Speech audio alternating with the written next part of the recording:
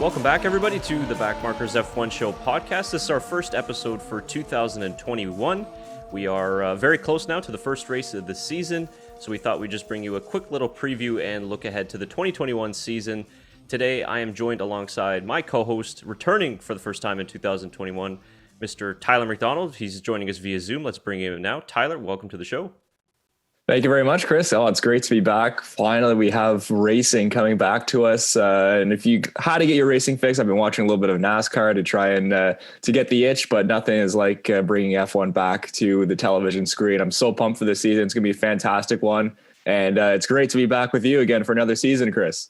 Yeah, that's right. This will be our fourth official season entering doing the podcast, and now a couple of new video series that we've been doing in the last couple of months. And of course, if you guys want to watch qualifying with us this Saturday for the Bahrain Grand Prix, we will be doing a live stream at 10:30 a.m. Eastern Time right here on our channel. Tyler will be joining me as well for that. So that should be a really exciting stream because I think we'll be in for a really good qualifying session, which we'll touch on a little bit in today's show. Just a quick reminder that the podcast is sponsored by the GP Box. You can check out the links in the description below for exclusive discount offers from our friends at the GP Box. They are a motorsport marketplace. They mainly sell F1 merchandise, gifts, memorabilia, used F1 car parts, things like that. So go ahead and check them out in the description below. And if you want to get a gift or one for yourself, you can do so by the links in the description below. And also, if you want to support the channel directly via donation, those links can be found also in the description as well. So let's get right into it. And we're going to try and maybe touch on every single team in this preview so far. And we're going to see if we can get through them all in a relatively easy, speedy time so that we're not taking up too much time. So where would you like to start off with? I think maybe I was thinking the first place that we could go to is just quick thoughts on testing, and if testing kind of changed your outlook or opinion on the season so far before the 3 days of testing in Bahrain. Well, I mean, I think we go through this every year where it's like, last year was Ferrari, holy geez, or a couple of years ago was Ferrari, my God, they're going to be fantastic. And last year, we saw a little bit of hope being like, oh, maybe there'll be some sort of challenge to Mercedes this year. And of course, this testing session, Red Bull looked phenomenal, and Mercedes really struggled with whatever they were testing. Now, do I think this will correlate into the season? I don't think so. And that's the tough thing about testing is that it's so hit and miss where you can kind of get a little sense, but Mercedes just, I feel they'll sandbag so much that it's hard to get a true sense of where everyone is compared to Mercedes during testing. But I'm excited to see the midfield because the midfield looks very, very close once again this year. And that was the most exciting part of last season. So I hope that continues into 2021. Yeah, that's always a concern, right, with Mercedes is the fact that they're sandbagging or holding pace. But the only reason I think this year is slightly different is just because we kind of saw visually how the drivers were struggling with the car, and that's something that you can't sandbag. I mean, Hamilton's not going to spin the car on purpose just to lead the competition into or lull them to sleep in a false sense of security. So that's why I'm more optimistic about this season, because visually the car just looks harder to drive and looks kind of like the Red Bull did last season, the RB16. So that's why I'm a little bit more positive. But there was, about 2 weeks since the Bahrain test. So I think that Mercedes could possibly bring some changes to the car, whether it be through the floor or otherwise. But I definitely think that it's going to be more closer than it was in 2020, or at least I hope it will be. But I think it's always, you can't read too much into testing, but numbers and data aside, just visually, they don't look as happy. No, yeah, I agree with the whole drivers, looking at the drivers. And like you said, Hamilton doesn't make too many mistakes. So when he does, everyone kind of blows up saying, oh my God, what's going on? It'll be interesting to see if that has to do with the 10% downforce loss as well with these cars. And if maybe Mercedes just didn't balance the floor properly. But again, I think we'll get a real sense this coming weekend in Bahrain. I mean, I am wearing my Mercedes hat today, but there's no Mercedes fanboy going on here. I'd like to see someone else win. Yeah. I tried to balance it out, so I wore the McLaren one today. I'm saving the Aston Martin one for Saturday's stream. But we've almost got the whole collection of hats, which is good. So can we talk about how nice Aston Martin's merch looks? Yeah, but not the prices.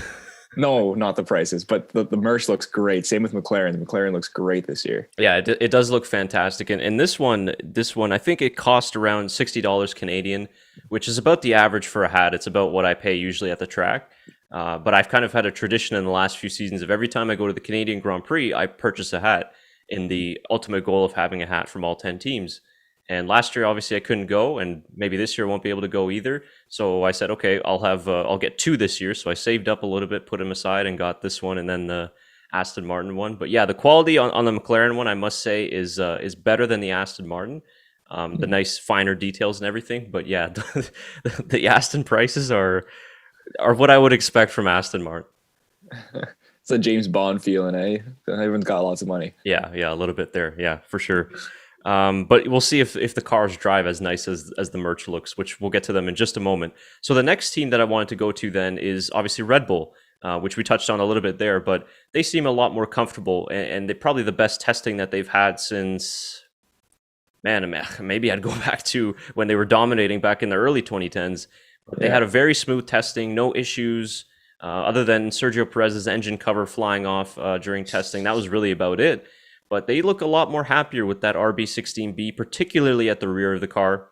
Both drivers seem pretty happy. What do you think about, first of all, Perez's transition into the team in the 3 days of testing? And then ultimately, is it just no more hype from Red Bull, or is there something to it now that they've kind of maybe figured out what the issues were plaguing their car last year? Well, I'm hoping that the issues are figured out and that they'll be title contenders this year. And they look fantastic during testing, like you said, Chris. I mean, no real issues other than the engine cover, and really that's not that big of a deal. They just had to cover up all the body parts that were exposed to everyone taking pictures. But they've been really pushing to try and get that gap closed with Mercedes. I think they brought in the right driver. You were saying that all last year, well, at least for half the season, that Sergio Perez needs to be in a Red Bull. So now it'll be interesting to see what he does in a race-winning car. Is he going to challenge Verstappen? Is he going to make the fight a little bit easier for Red Bull, having two cars up in the top four rather than one? Because we saw Albon struggle last year so much. And if the strategy will really be the difference in Red Bull beating Mercedes possibly this year. Do I think it will happen? Well, we'll get to that in our previews or our predictions later down in this preseason preview. But the only thing I'm concerned about with Red Bull is, yes, the reliability looks great, but they always say that maybe the car is too comfortable. It's not twitchy enough, and obviously twitchy and loose is fast. Is it maybe just not teetering on the edge of ridiculously fast yet for Red Bull? And that's the only concern I have. Yeah, and I must say I was pretty impressed with how Perez was able to transition into Red Bull relatively seamlessly. He didn't seem like he was too uncomfortable or had any troubles with the car. But again, like I said, we'll be very curious to see in a couple days' time what his pace will be like in comparison to Verstappen. That will be the big thing. And also, he said that he'll take probably about 5 races or so to get completely comfortable with the RB16B. So, I mean, 5 races, not too long, I guess, in a 23-race calendar. But I'm sure that Red Bull will want him on the pace right away. If the pace is relative to Mercedes and they're close, they're going to need those both drivers, right? I mean, we talked about that for almost 2 seasons now. So I'm very excited to see what Perez can do. But so far, so good. I think Red Bull, if you had the preseason rankings, would probably be number 1. Yeah, I would say in terms of where they are compared to last year, and with everyone wanting Mercedes to not be number 1, you would 100% put Red Bull at number 1. But yeah, I feel like I've learned over the last 4 years that we've been doing this podcast that weekend 1 really sets a tone on what's actually going to happen during the season. So it'll be interesting to see. Maybe we can touch on later the schedule for the season as well. Just 23 races long, and maybe we can see if those 23 races will hold up throughout the season. But we'll touch on that later. Absolutely. So then moving on to the next team, and we're trying just going in order. We're not going in any specific order in terms of which we think will be at the finish of the season in terms of the standings. But just next, we touch on McLaren earlier, talking about the hat. But they had a very strong F1 preseason testing in Bahrain. And some are even suggesting, and some, I mean, Ted Kravitz, I was reading just yesterday, that he was suggesting that McLaren could possibly even be second fastest this season because they showed some really good pace in the first 2 days. And then day 3, they just kind of quietly didn't really do much. I think Daniel Ricciardo ended up finishing with the 7th fastest time. And he was saying that they kind of didn't want to show their true pace because it was very good. Whether that's true or not, we'll find out very soon. But at the very least, they still had a very good testing. They've integrated the new Mercedes power unit very well. And overall, both drivers just look very, very strong. So what's your take on McLaren and what do you think their ceiling will be in 2021? Well, I mean, I think they got a great driver lineup, first off. Lando going to his 3rd season really now can be comfortable with the car, has learned the styles of F1, how each of the other drivers race, and can really get stuck in with this season and feel a little more confident going in. Daniel Ricciardo, I mean, fantastic find for McLaren. Obviously coming over from Renault last year. Success wasn't great with Renault, and Daniel Ricciardo wants to get a world championship by the end of his career. And I think McLaren would like to have another world championship in their back pocket. So I like the team chemistry there. The two drivers, they're going to be the funnest team to watch in terms of maybe off the track stuff with those two drivers. But I also think they'll be a lot of fun to watch on the track. As for P2 in the standings, I find that hard to believe. But I would love to see it. I think it'd be a really interesting dynamic to this season. And obviously Ted Kravitz knows a lot more about what's going on in F1 than I do. So, I mean, if he's saying they could get P2, then, I'll believe it because he knows what he's talking about. So it'll be really interesting to see what goes on there with McLaren. Like you said, they had a very good testing session. They came out of the box very hot. And you didn't hear much from them in day 3 of testing. But if the case was that they were sandbagging a bit, you could say, that'll be interesting to see how much they were sandbagging by. And if the other teams were maybe doing the same thing to try and dupe out McLaren or dupe out each other. I mean, there's always so many games going on in F1. Of course. And he was their trackside. So obviously there's something to it in what he's seen. And he obviously talks to the team members and other journalists around. So I'm sure that there's something to it. Like I said, I'm kind of with you that I'd not necessarily believe that second would be a realistic target for McLaren this season. But from 2022 and beyond, it definitely could be. And obviously, remember, McLaren, they are a big team in the end of the day, even though they've been struggling the last few years. But that driver lineup will serve them very, very well. And honestly, we might not even see so much of the comedy show off track, just because I think both drivers are really seriously focused on this year and the task at hand. And I think Ricciardo was just talking about how he's going to take him a couple races, just like he did with Renault, to get used to the braking of the car. And if you guys remember back to when he first moved to Renault in 2019, that was sort of one of the struggles that he had that he kind of really corrected by mid-season. So I'm very much looking forward to them in 2021. And I think that, as I mentioned in the preview as well to the Bahrain Grand Prix, that if something happens at the front in terms of a collision or reliability issues, I think they'll be right there to capitalize on those mistakes and possibly maybe even trying to challenge at least a Red Bull or a Mercedes. We'll see. But I think probably one of the better winter testings that McLaren has had in this decade, really. No, absolutely. I mean, it's been a long time for them to be back in top 3 contention.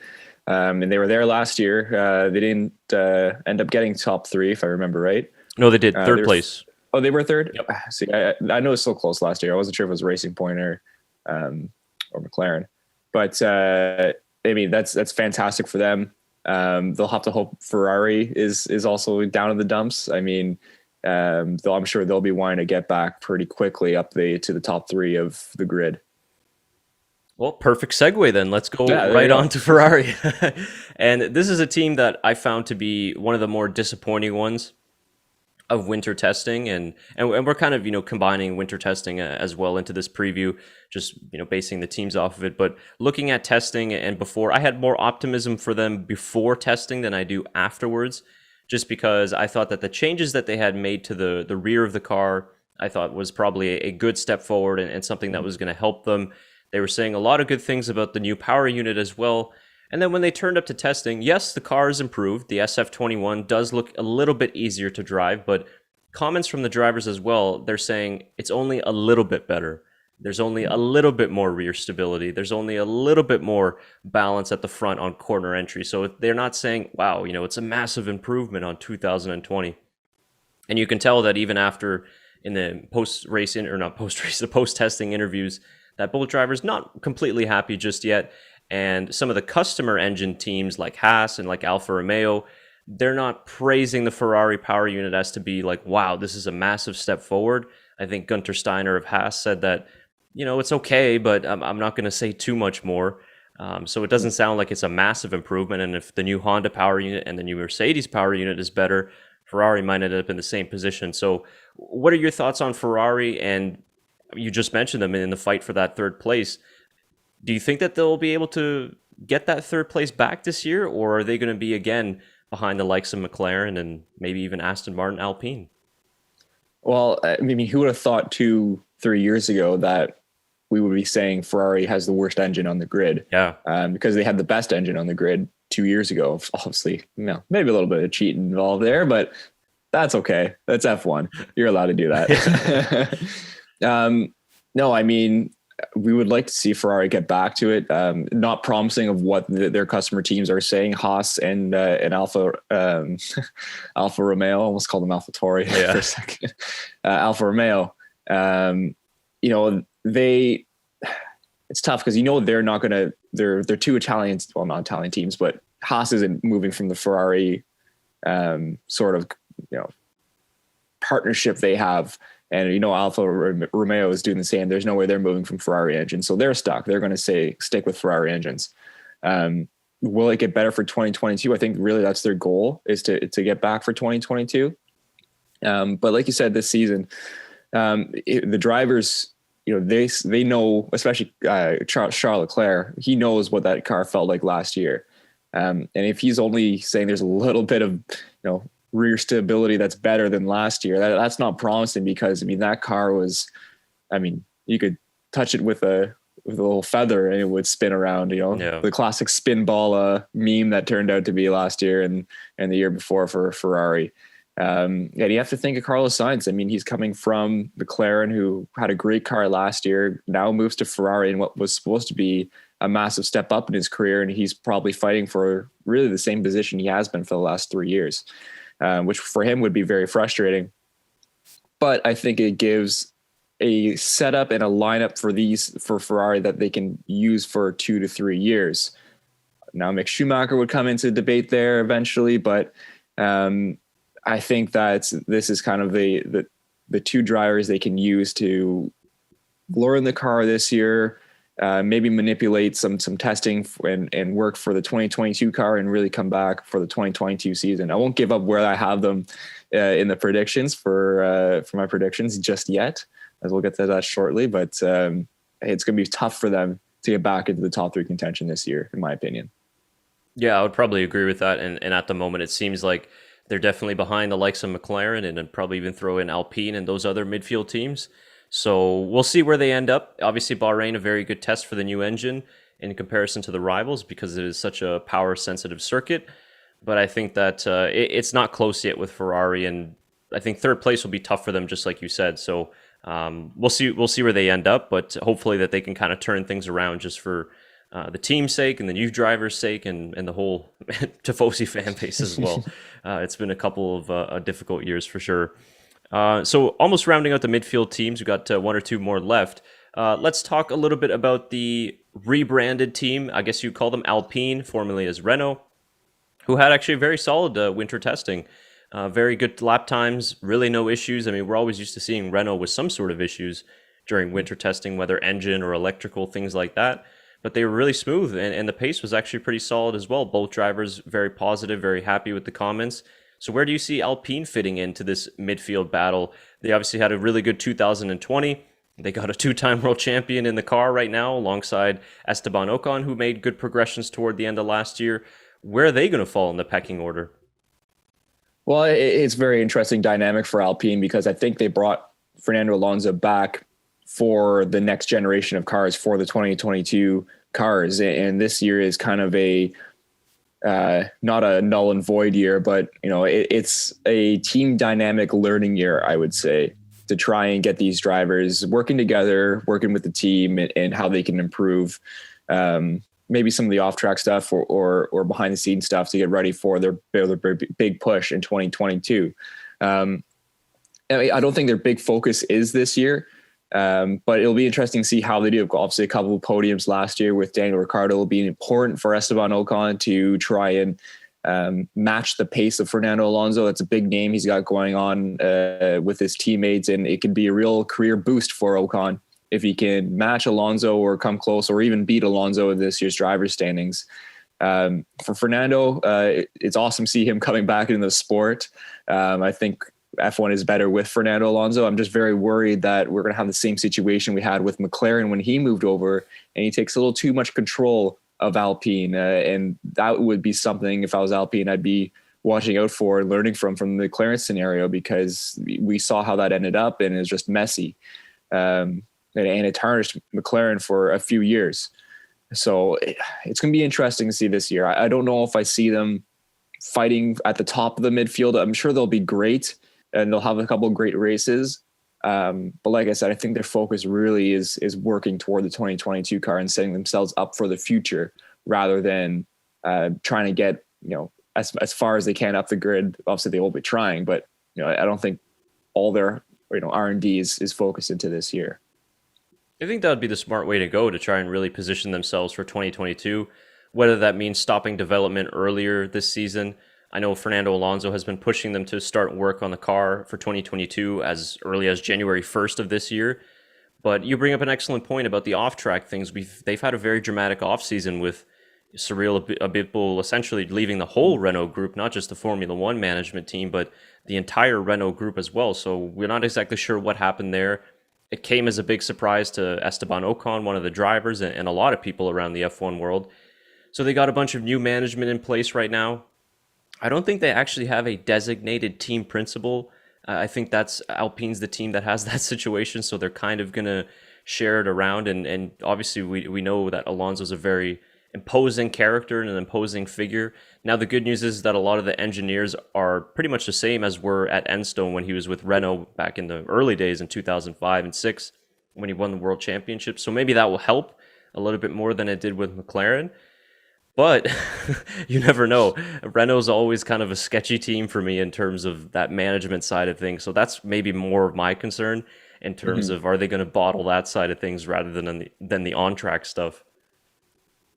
No, absolutely. I mean, we've seen throughout the years that they have the hype and then they don't live up to it. And, it's just been constant for that reason for Renault. And they've really they've made progress, but they haven't, teetered over the edge of breaking through. And I don't see them doing that this year. I don't mind the rebrand to Alpine. It'll be interesting to see how they use that for next season. And I was surprised they just didn't save it for next season. They started to rebrand this year. Yeah. But anyways, that's another topic, I guess. So yeah, it's got to be the off-track stuff for Renault that they've really got to get sorted, figured out, and make their push for 2022, in my opinion. Yep, I would agree with that. And just quickly, just to wrap up on Alpine, Fernando Alonso already starting the mind game, saying that he is better driver than Hamilton and Verstappen. So, which I mean, obviously, what else would he say? And I wouldn't equal engines. Yeah, that too. I 100% believe that he believes that he is the best. Now, whether you believe that is obviously to your opinion, and maybe let us know in the comments below. But I'm very much looking forward to if that car, the A521, can mix it up with those two and the rest of the midfield. That's what I'm looking forward to with Alonso, because his last few seasons before his first retirement, he wasn't really mixing it up with those guys. So I hope that changes for this season. Now, moving on to another team, a direct rival to Alpine, which is another newly rebranded team, and that's the Canadian-owned Aston Martin team. Very interesting dynamic with a iconic British manufacturer owned by a Canadian consortium of billionaires by Lawrence Stroll. And they've got a new driver this year, obviously, Sebastian Vettel, the 4-time world champion, and Lance Stroll as well, partnering Sebastian. Now, in terms of where they fall in the pecking order, I think at the moment they're probably ahead of Alpine and maybe they're right behind McLaren or sort of on pace with McLaren. Let's not forget that Racing Point, which is now Aston Martin, it's an evolution of that car, and they essentially would have had third place last year had it not been for that 15-point penalty. Now, testing wasn't great for them because they had a lot of reliability issues. The second least amount of laps completed behind Mercedes or in front of Mercedes. And Vettel didn't get a lot of time in the car as well, so there's going to be a transition period. But I don't think we can write them off, obviously, this early. We can't do that at all. So, where do you see them slotting into that midfield battle? I still think that their package is probably at that level of McLaren if we're going off of basically what is the carryover from 2020. Yeah, you mentioned the amount of laps in testing. I think that is the biggest issue for Aston Martin this year. And I think we're going to see that in the first 3 races of the season. I think we're going to see them have maybe not a struggle, but maybe not show their true potential in the first 3 races of the season as Vettel gets accustomed to the new car. And same with Lance Stroll. I mean, they will want to hash out those reliability issues. And I think that'll take a few races, hopefully only a few races for them to figure out. But I have a lot of belief in this Aston Martin team. They got the money to back themselves. Obviously, Aston Martin's a huge brand, and you know that they'll be wanting to showcase, the Aston Martin brand. They're making a comeback in terms of everywhere in racing. They've been in a lot of GT, and the GT car is always the nicest looking on the track. So it makes sense for them to have one of the nicest looking F1 cars on the track with that livery. Man, it's fantastic. But I see them, like you said, right up there with McLaren and ahead of Alpine and ahead of Ferrari, I would say as well. Yes. Depending on where you have Ferrari, I guess, fighting for that third place position. And like you said, that penalty last year really hurt them. Sergio Perez, going out of the last race, that hurt it as well. Their fight for third. But I mean, they have a lot of potential, and they've done really well over the last few seasons of creating a car that can contend and be very fast at certain tracks and, very slick through the air. So hopefully that continues for Aston Martin. Be interesting to see how Vettel transitions, just due to the fact, he's been Ferrari for so long, but he's had that transition before going Red Bull to Ferrari. So hopefully in this case, it'll be a smooth transition for Vettel and kind of use him as a mentor for Lance and the rest of the team. I think there's some good leadership and good guidance that he can provide to that Aston Martin team that he's seen through Red Bull and through Ferrari over the years. Yeah, I'm not too concerned with them as a team as I would be with maybe some of the others with the lack of running. Obviously for Vettel, it's not an ideal situation, and he's not panicking yet, obviously. But like you said, it might take him just a couple of races to get up to speed. But I do think that he will have a fairly successful season with Aston Martin and will kind of lay the groundwork for a good couple of years with them. And I also think you have to consider, too, that this Aston Martin, the AMR 21, does have the 2020 Mercedes suspension and the gearbox. I mean, it's not necessarily a green Mercedes. It's obviously their own car. But they do take some of those Mercedes parts from the W11 last year, which is not a bad car to take some parts from, as it was the fastest ever in F1 history. So I think they'll be strong. We saw last year, too, they kind of started off slow in the first 2-3 races, but eventually found their footing very strongly right away. So I think that they'll be okay this season, and I definitely would rank them ahead of Ferrari and Alpine and put them up there with McLaren. So we'll get to a little bit more in our predictions of where we see them officially and what they can do. But a lot of hype around it, and I think that it's a very good future, bright future ahead for them. And I'm just very curious to see how the drivers will work together, especially Sebastian in the new car. So very excited for that. Okay. Well, just touch you on that quickly, Chris. I think that they'll have a good dynamic between the two of them. I think they'll work well together, which is important for having teammates. But a lot of people are still counting Sebastian Vettel as old and out of the sport and that he's lost his edge. And I think this is an important year for Vettel to show people that he's still Sebastian Vettel, the 4-time world champion, and can nurse a car and bring a car up the grid as fast as he can. And I mean, there was so much drama last year with Ferrari. I haven't watched the Drive to Survive episode with the whole Ferrari debacle, but I've heard some things and how messy it was. So I think it'll be nice for him to have a fresh start and all that craziness out of his mind. Another team that seems like they're on the outskirts looking in, but might be finally within the fight in that top 6 is Alfa Tauri. and they had a very impressive winter testing, building off of a very strong 2020. They've got one of 3 rookies in their second seat with Yuki Tsunoda, who really made headlines on the final day of testing, going second fastest and setting fastest laps, exchanging them with Verstappen and Raikkonen, which was very exciting to see. So in terms of, first of all, Yuki Tsunoda, we talked about this a lot last year in the podcast, that we didn't think that he was ready. We think he could have used an extra season of F2. Maybe he's proving us wrong. I think that he's very promising. He's got a lot of hype around him. Some people are going as far as saying, they expect him to replace Perez by half the season, which I think is crazy. I think you guys need to slow down a little bit there. He's got a big task to try and beat Pierre Gasly. But what do you think of Yuki Tsunoda so far? And can Alfa Tauri actually get within the top 6 this year, and instead of sort of being the C class in a way of that top 10 standings? Yeah, I mean, again, very impressive testing by them. They had a great season last year. Obviously, Pierre winning was phenomenal, and really almost a perfect year last year for Alfa Tauri.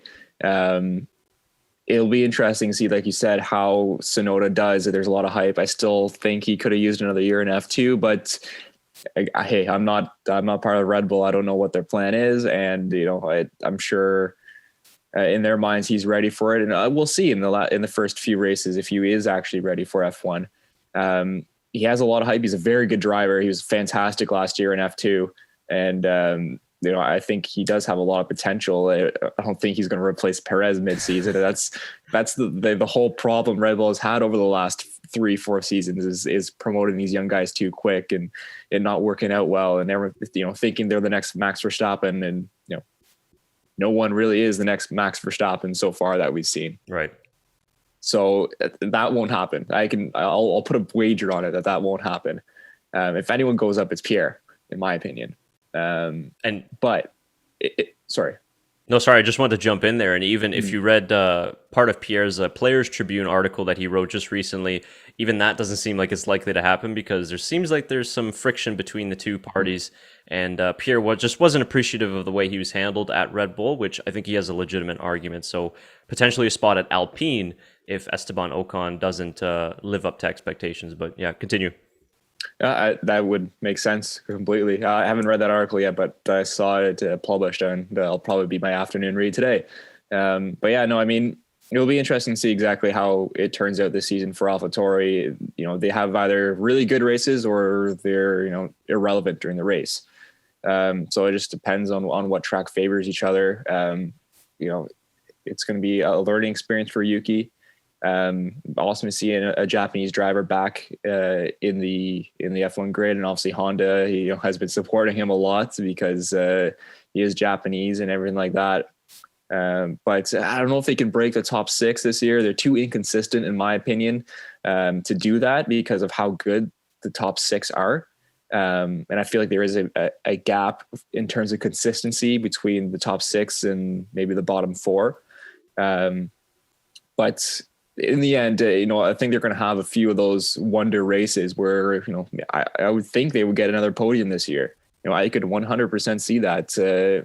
But at the same time, they could have a lot of no points finishes as well.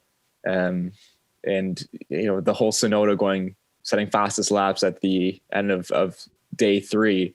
Yeah, but how much fuel was he running? Were they pushing the car to the limit just to build the confidence a little bit of Yuki? Because I could see that absolutely. Just a young driver coming in, like, let's get this guy's confidence as high as we can going into the season. So lots of question marks there going on, but it'll be a fun team to follow for this season, coming out with 2 very talented young drivers.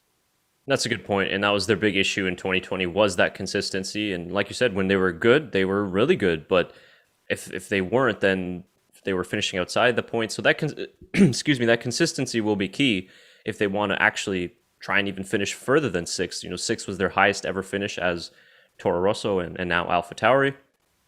But yeah, I think that's an excellent point too on the Tsunoda front, that we don't know what program, what fuel, engine modes that they were running, and it's very likely that it was just to kind of go out there and give Yuki a boost. So I think that although very promising, and it seems like he'll be able to live up to the hype, I think that Pierre will still be that team leader and number 1 driver there until maybe the middle of the season. But that's kind of the expectation there for them, is for Yuki to be up to speed by sort of the middle of the season.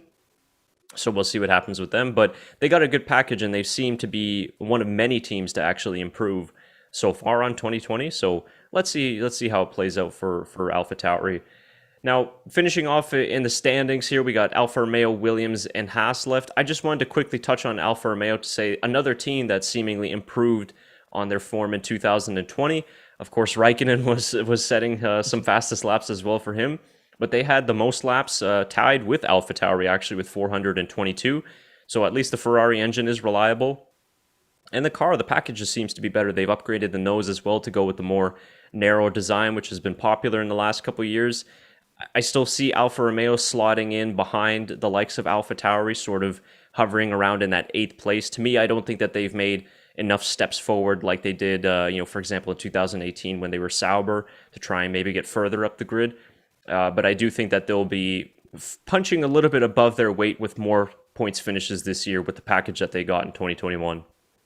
Yeah, and they have no driver changes. One of the only teams to have no driver changes going into the 2021 season. So, I mean, Giovinazzi, I think this is a make or break year for him, whether he stays in F1. And Kimi Räikkönen, he wants to race forever. So, and I'm okay with that because I love Kimi Räikkönen. Yeah. So, I mean, they have a good team dynamic, and that that sort of there's no grace period of trying to figure out how the car works or how certain people work with each other. I mean, they can go off right off the back. So I think what we're going to see is a hot start from Alfa Romeo. We've seen that in years past where the first 5 races of the season, we're like, oh, look at this team, they're doing well. And then they don't really get their development going in the mid-season stuff, and they kind of slowly simmer down the grid a little bit. I think they'll have some great races. I mean, Kimi had some awesome races last year. And in the same sense of, AlphaTauri is hot and cold. Alfa Romeo are also hot and cold, in my opinion. So, again, an interesting team to watch. I think a lot of interest on the Giovinazzi front if he can break out this year. He's a very talented driver, but, that Ferrari seat is getting harder and harder to crack now with Mick Schumacher coming in. And, Nikita Mazepin, and you have Armstrong in F2, who's very talented as well. You have Cameron Ilott down in F2, who is also a Ferrari Academy driver, who's very talented. So if Giovinazzi really wants to try and impress and crack a top seat team in Ferrari, he's going to have to really have a flyer of a season. Yeah, for sure. And then the final 2 teams, let's start with Williams. Seem like they improved so far on 2020 form. Definitely, I still think that they're not at the moment yet where they'll be able to fight for, between the likes of Alfa Romeo or Alpha Tauri. But let's see, they might be able to positively surprise us this year. But regardless, I do think that they've had a very good start to the season, and they're one of their best preseason testings in many, many years, considering all the issues in that team. They just hired a brand new technical director. They hired a former Volkswagen technical development management, very highly rated to help them out. They've obviously got the new management, the brand new investment. They completed a healthy amount of laps with really no issues during testing. So positive things from Williams. I think that they won't be last this year. I think that will end up being Haas this year just because of, in terms of the development, and Williams are already sort of bringing some upgrades to this first race already. So overall, it just seems like Williams are moving in a positive direction. It might not be any headlines in 2021, but I do think that they'll be able to squeeze in maybe a points finish or 2. Yeah, I think that we'll see Latifi and Russell get points this year, which is important in a Williams seat, not in a Mercedes seat. Right. But an important year for George, depending on what happens with Valtteri this year. I mean, you have to think that this is his stepping stone year to move up to the Mercedes for 2022. And for Nicholas Latifi, it's a year that, he's now had his rookie season in F1. He won Rookie of the Year last year, which is a huge positive for him. I know he's the only rookie, but still doesn't matter. It still counts. Yeah. This is a good year for Latifi to now be very comfortable in a Williams car and to push his brand a little bit more. And, we saw how good his race pace is last season and how, he could stay there in race pace wise. It's the Saturday he really has to work on. And of course, he's up against Mr. Saturday. So he's got a big fight against him in that qualifying position. But I think it'll be important for Latifi to get out of Q3 a few times this season and to push up the grid during the races. I mean, he's one of the best on lap one, and he'll have to use that again. Like you said, Williams, I also don't have them last. We'll put that in the season predictions, but it'll be nice to see them have more development, more investment, and to see that Williams car back up the grid. I hope they get a main sponsor, because right now there's not much going on in their uniforms. The uniforms look dull. Yeah. But I think their livery is fantastic. It looks kind of it's edgy. It's edgy, to say the least. But no, I want Williams to do well. One, because I like George, and there's a Canadian driver involved. So always got to cheer for the Canadian drivers. But two, just because of the legacy Williams has, we always want to see them do well. And it's the first year the family's not involved, I know, but still that Williams legacy hopefully will carry on through the future. Yeah, and I think it is the right direction that they're moving. As great as the family history was, it sort of needed to be brought up to speed with the modern demands of F1. And with the Doralton Capital investment and, Josh Capito is also joining the team, I think that they've got moving in the right direction at the moment. So big things expecting from them in 2022, but I think a solid 2021 is on the horizon for them. So very excited to see what they could do. And finally, we round out our top 10 with, of course, Haas. And we left Haas for last just because it's how they ended up, but it's where we kind of expect them to be this season. Obviously, building off of a very difficult 2020 year. They've already announced that they're not really going to develop the car much this year, which really is the smart way to go to try and focus on 2022 and get themselves back within the top six, which they weren't there, that many years ago back in 2018. Of course, we got the rookies, Nikita Mazepin and Mick Schumacher. Got my Mick Schumacher. That's a nice coaster over there. Yeah, I will send some your way when we get together. This is part of a couple of the giveaways that we gave away during live stream testing. And of course, all the support that we've gotten, we'll be able to do more of these. But let's talk a little bit about Haas. And really, there's not much to expect. I think that they'll be lucky to get a points finish here or there like they did last season. It's tough for the rookies because it's going to be hard to analyze them because of the car difficulties. Drivability won't necessarily be there. Ferrari power unit, still some big question marks. But at the very least, the battle between the two rookies will be interesting to see how it plays out and how each of them get along. Of course, Mazepin, focusing not on the off-track side of things, but on-track has had somewhat of a history. Mick is coming in obviously highly rated, a lot of hype, F2 champion as well. So he's got a lot of expectations to live up to. But what's your outlook for Haas in 2021?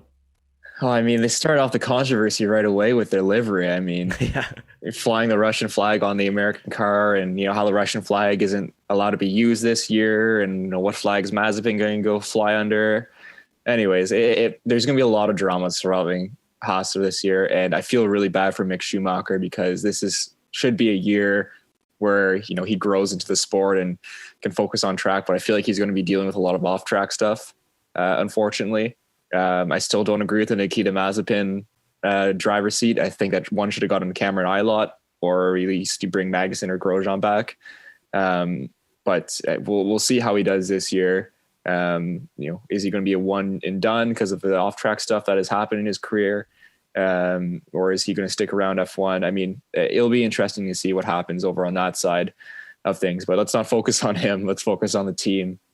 Steiner, of course, back again this year. And like you said, focusing on 2022 and it's smart for the team, but I mean, means we're going to have a very poor performing Haas, I think, this year. And that sucks to see because, they're a small team and you want to see them do well. But at the same time, I can understand where their budget needs to go to 2022 to look at the future rather than focus on this year where they're using it as a rebuild year, bring in the rookies and try and build something for the future. I think Mick Schumacher is going to be a fantastic F1 driver in the future. It'll be a good year for him to learn what an F1 car really can go through for a year, the travel schedule, just the hype that comes behind F1, all the media and stuff like that. It'll be really important for him to have that learning experience. But like you said, it's going to be a struggle for Haas this year. But hopefully, they have at least a few races where we can see, Mick get some points. Absolutely. And just seeing a Schumacher back on the grid will obviously be very special in a couple of days' time when we see his name up on the timing tower. I But really like how he went with the MSC, sorry, yeah, rather than the like this an SCH or something like that. That was pretty cool to see back on the timing calendar. yeah. No, I just for just focusing on him as a driver, but also just as a person, like he's just bringing so much positivity into Haas and also just the F1 grid as well. Like he's just so excited to be driving. He's always posting photos of him wanting to get back on the track, and there's a lot of similarities that some of the Haas team members, or excuse me, some of the Ferrari team members that have moved to Haas this season have already picked up on between him and his father, of course. So I'm just happy to see that he's on the grid, and I hope that he'll have a good season and where he can learn a lot. And then afterwards, we'll see what happens. We're not going to hype him up too much, of course. He's his own man, he's his own driver, and curious to see where he'll end up in the future. But at the very rate, I think Haas, they're in that difficult position. I think Netflix had touched on that a little bit of just how much they need that financial, cash injection at the moment, which is why we got the Mazepin situation and probably why we're going to end up with it for the next couple seasons. But like you said, we'll see what happens with them. But it'd be nice to see them back fighting in the top six like they were just not too long ago. But I think we'll have to wait another year or two in order for that to happen. So that rounds out all the top teams there and all the top 10 teams. And hopefully we covered everybody's favorite team just a little bit, given our input. Now, just to wrap the show today, just going to get into a little bit of our predictions and things that we're looking forward to. Now, I know you wrote down your sort of top 10 constructor standings. I did not. I did not come as prepared as you did. But I do have some thoughts on at least the top 5 and some other things. So I'll just start with you. If you want to go through your top 10, you're more than welcome to do so. What are your predictions for 2021 this season? And what are we going to get from this season in racing? Well, I think we're going to have a fantastic season this year. 23 races on the calendar so far. We didn't get to touch on the calendar this year yet, but I think we're going to see some changes right now. For those of you who don't know, Canada has a 2-week quarantine period of when you enter the country. So if the teams are coming from Monaco, they'll have to spend 2 weeks in Canada quarantine before they can go out of their hotels to do anything. So that's going to need to be lifted if the Canadian Grand Prix is going to want to stay, or the Canadian Grand Prix is going to have to get moved to when the same kind of area when the US and Mexican Grand Prix are. So I think that's the biggest change we might see this season in terms of scheduling wise. But I'll get to the predictions. So first I've got Mercedes. I think they're going to just have another great year, end out their this era on top and dominate, sweep. They'll be wanting to sweep the era. Mm-hmm. That's a huge legacy to have for them. And in a close second, I have Red Bull because I think they're going to have a fantastic season. They looked great during preseason testing, like we said. In P3, this is where maybe we might disagree, but I got Aston Martin P3. I think they're going to have a fantastic year. They got the driver to do it, or the drivers to do it. And it's going to be a very close battle between them and McLaren, who I have in P4. So those will be interchangeable, I think. But it's going to be very interesting to watch those two teams go at it, because McLaren have just as much firepower as Aston Martin. They got great drivers and a great team behind them as well. In P5, I have Ferrari. I think that they'll be a little bit better than last season, but not breaking that top 4 kind of grid area. Hopefully they can rebound in 2022, because we always want to see that flying red car, or with a little bit of green this year, which looks terrible at the top of the grid. But it'll be an interesting year for Ferrari. In P6, I have Alpine. I don't know. I'm not confident enough to have Alpine in the top 5. I just don't know what they're going to end up being. And that's why I have them in P6. They could, very fairly be up in the top 5, but I don't feel that confidence there yet.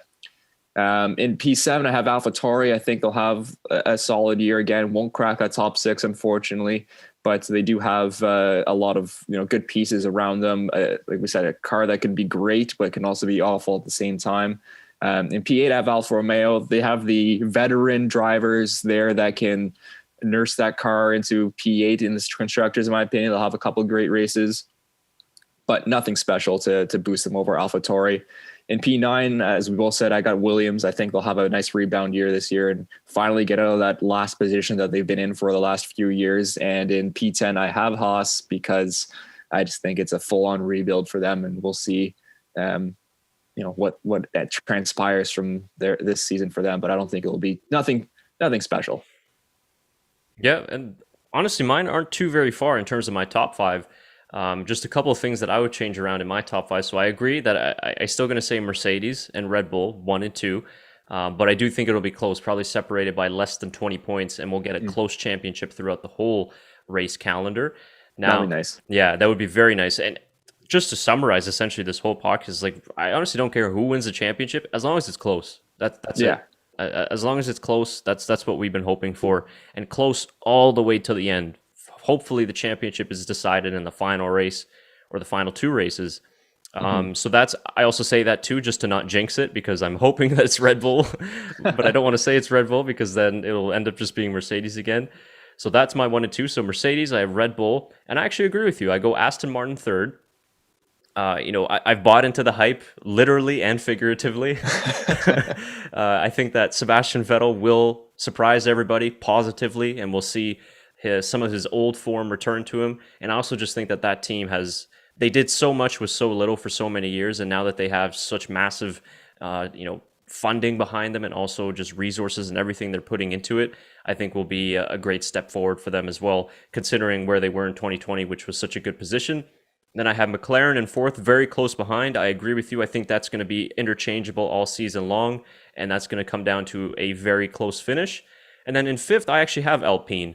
I'm going to put Alpine in my top five because, I got a lot of faith in Fernando Alonso this year. I think he's going to be absolutely excellent on top of his game and showing everybody that we really missed Alonso in the last couple of years.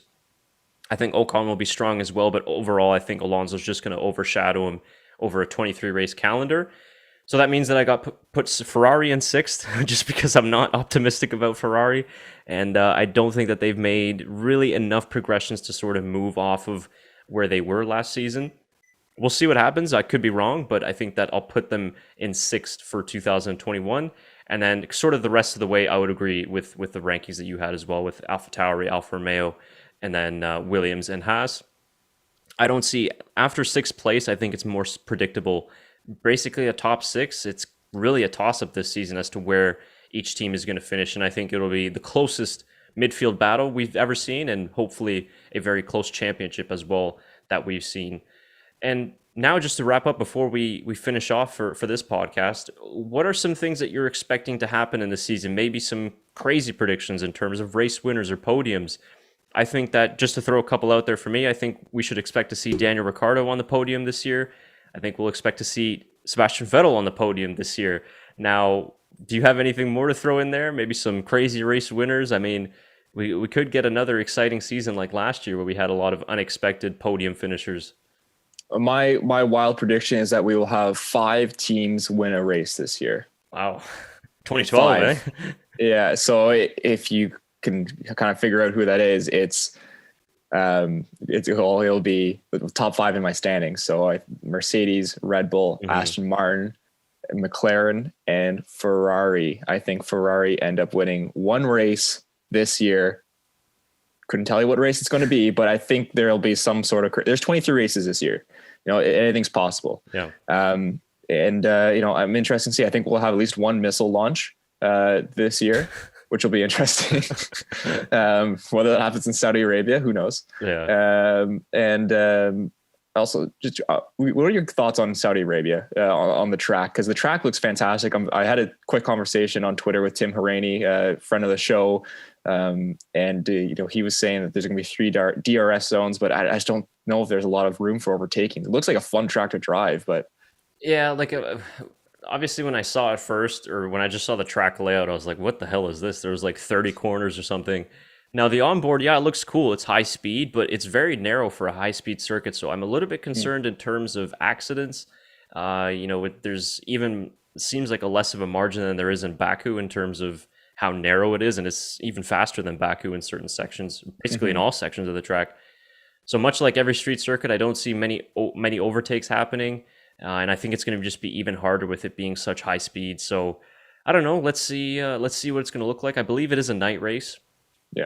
So I'm sure it's going to look spectacular, but in terms of the racing itself, I don't think it's going to be very great. Yeah, I would agree with you. But I didn't get your opinion on it, so I wanted to hear it. Yeah. Yeah, so those are I guess my two big predictions this year, and that we will have maybe for fun we'll have one driver fisticuff. I think we'll have a little fisticuff go down NASCAR style. yeah, hopefully. There's certainly a lot of very potential fiery partnerships within the teams, but also the rest of the grid as well. I think you've got guys like Alonso and Verstappen, drivers who don't give an inch, and then also you throw in Ricciardo as well, who's a very excellent racer wheel to wheel. Yeah, I think main theme of this whole podcast has just been that 2021 could be a very excellent season. I just hope that it lives up to the hype and that it's not going to be like maybe 2019 where we thought it was going to be another excellent championship. But this one just feels a little bit different. I think that the new rule changes have thrown possibly a spanner into the works, and we might get something very special this year.